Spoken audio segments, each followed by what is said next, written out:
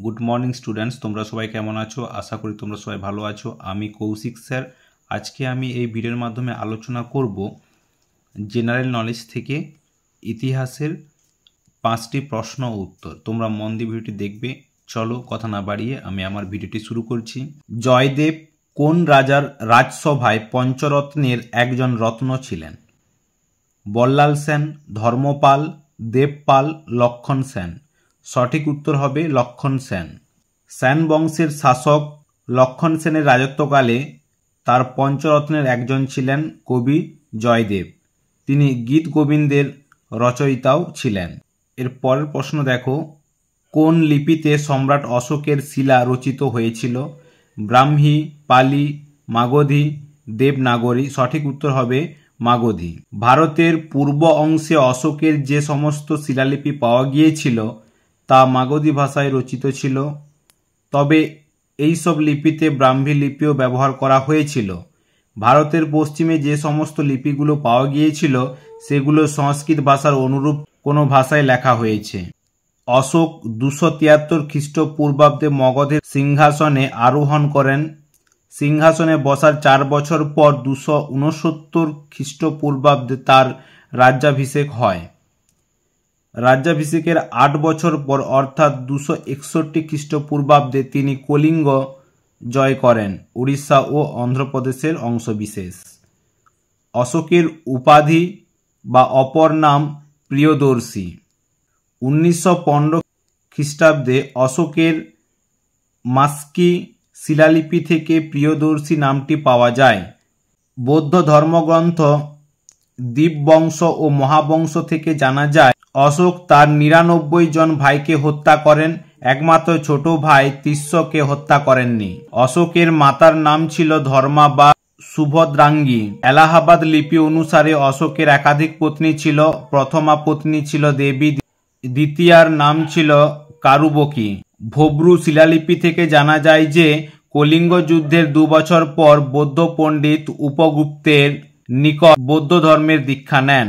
An era of darkness, the British empire in India গ্রন্থটির লেখককে রমেশ দত্ত, অমলেশ ত্রিপাঠী, শশী থারু, হামিদ আনসারি। সঠিক উত্তর হবে শশী থারু। শশী থারু কেরালার তিরুবনন্তপুরম কেন্দ্র থেকে ভারতীয় জাতীয় কংগ্রেসের টিকিটে জিতে লোকসভায় সাংসদ হয়েছেন। এর আগে তিনি রাষ্ট্রসংঘে আন্ডার সেক্রেটারি জেনারেল পদে কর্মরত ছিলেন।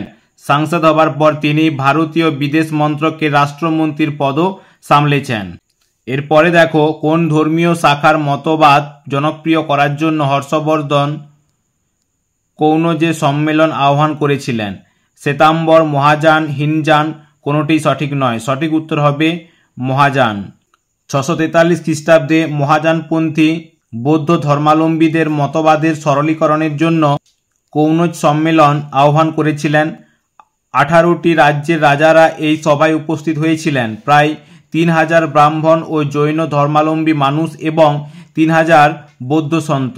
হিনযান ও মহাযান 2 সম্প্রদায় থেকেই উপস্থিত হয়েছিলেন।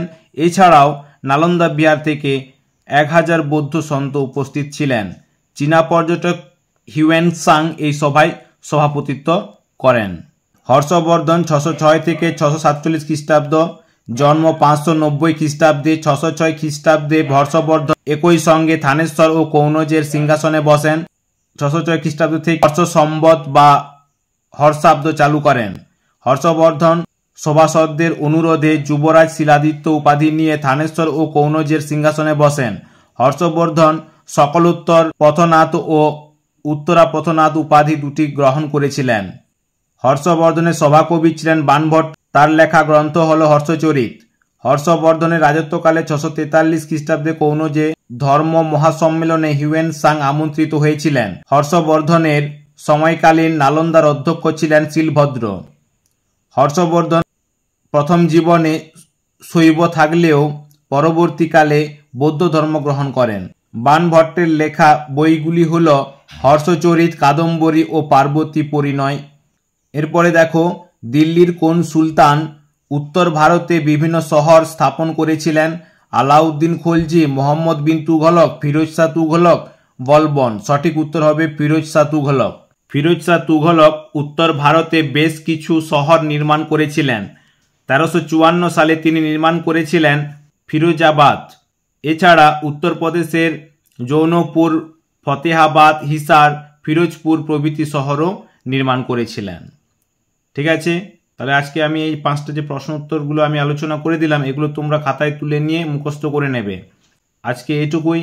এরপরে দেখা হবে পরবর্তী নেক্সট ভিডিওতে পরের প্রশ্ন উত্তরগুলো নিয়ে। তোমরা সবাই ভালো থাকবে, সুস্থ থাকবে।